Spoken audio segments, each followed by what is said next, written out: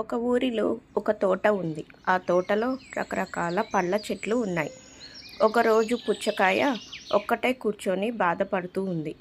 అది చూసి పక్కనే ఉన్న మామిడి పండు, ఏంది పుచ్చకాయ, ఎందుకలా బాధపడుతున్నావు అని అడిగింది.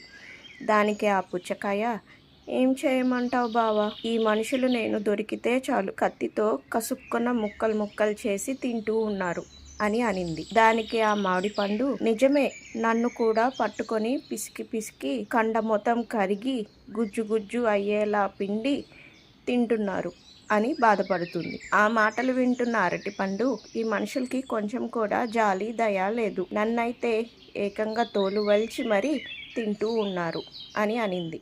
అంతలో అక్కడికి వచ్చిన మొక్కజొన్న, మీ అందరి బాధ ఒక ఎత్తు, నా బాధ ఒక ఎత్తు, నన్నైతే ఏకంగా బతికి ఉండగానే బట్టలు ఊడదీసి వేడి వేడి నిప్పుల మీద వేసి ఎర్రగా కాల్చి మరీ తింటున్నారు, ఎవరికి చెప్పుకోను నా బాధ అంటూ కన్నీరు పెట్టుకుంది మొక్కజొన్న. నిజమే, మా అందరి కన్నా నీ బాధే ఎక్కువ అంటూ అన్నీ మొక్కజొన్నను ఓదార్చాయి. బాగుంది కదా తమాషాగా.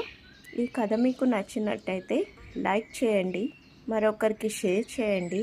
ఇలాంటి మరెన్నో కథల కోసం ఛానల్ని సబ్స్క్రైబ్ చేసుకోండి. ధన్యవాదాలు.